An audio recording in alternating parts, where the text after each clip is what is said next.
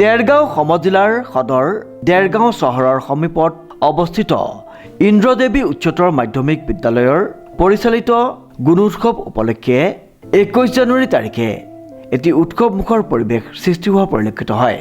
নিৰীক্ষকে হিচাপ বহি মূল্যায়ন কৰে লোকনিৰ্মাণ বিভাগৰ সহকাৰী অভিযন্তা নীৰেণ বৰাই।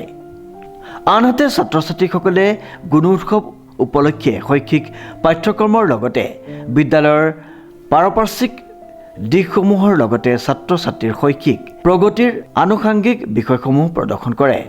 দেৰগাঁও সমষ্টিৰ বিধায়ক ভৱেন্দ্ৰনাথ ভৰালী, সমজিলা আয়ুক্ত দামোদৰ বৰ্মন, সমজিলা সহকাৰী আয়ুক্ত অন্বেষা ঠাকুৰ উপস্থিত থাকে। প্ৰথম কথা হ'ল অসম চৰকাৰৰ এই গুণোৎসৱ অনুষ্ঠিত কৰাটো এটা ঐতিহাসিক সিদ্ধান্ত। এই গুণোৎসৱৰ জৰিয়তে শিক্ষা বিভাগত বিদ্যালয়সমূহৰ বিভিন্ন দিশৰ উন্নয়ন সম্পৰ্কত এই গুণোৎসৱে সহায় কৰিছে।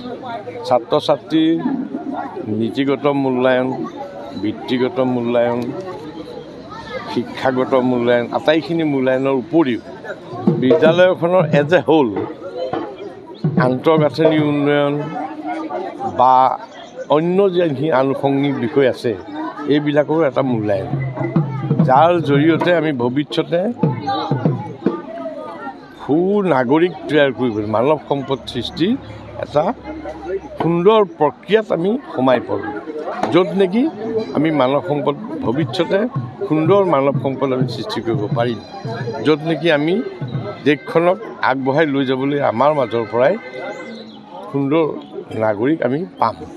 সেই ব্যৱস্থাটো আগত ৰাখি আচলতে এই শিক্ষাৰ ক্ষেত্ৰত এই ব্যৱস্থাটো কৰা হৈছে।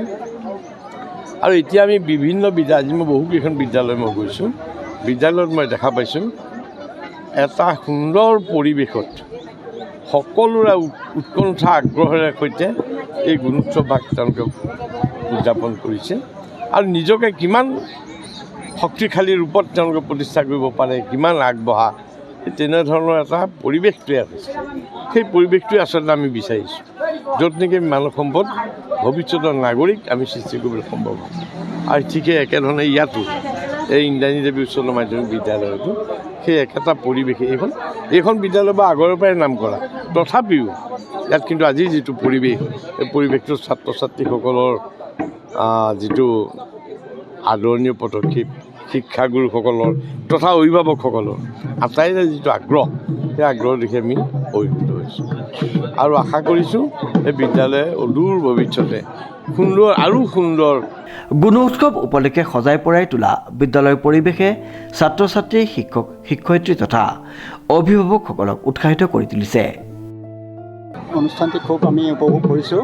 চৰকাৰৰ যি গুণোৎসৱ উদযাপনৰ যিটো পদক্ষেপ আঁচনি, এই আঁচনিত সঁচাকৈ এইটো আমি অভিভূত হৈ গৈছোঁ আৰু চৰকাৰী বিদ্যালয়সমূহৰ যিটো উত্থান বৰ্তমান সময়ত সেই গুণোৎসৱৰ এটা ফলশ্ৰুতি বুলি আমি ভাবিছোঁ।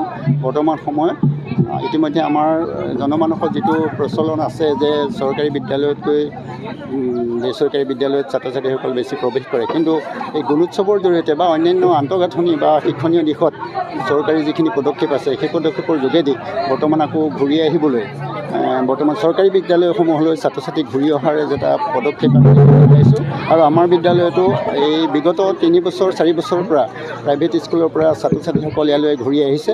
এইটো এটা ভাল পদক্ষেপ বুলি মই ভাবিছোঁ আৰু গুণোৎসৱৰে ফল বুলি মই ভাবিছোঁ। দেৰগাঁৱৰ পৰা নৱজ্যোতি ভৰালীৰ ৰিপৰ্ট, নিউজ নাও।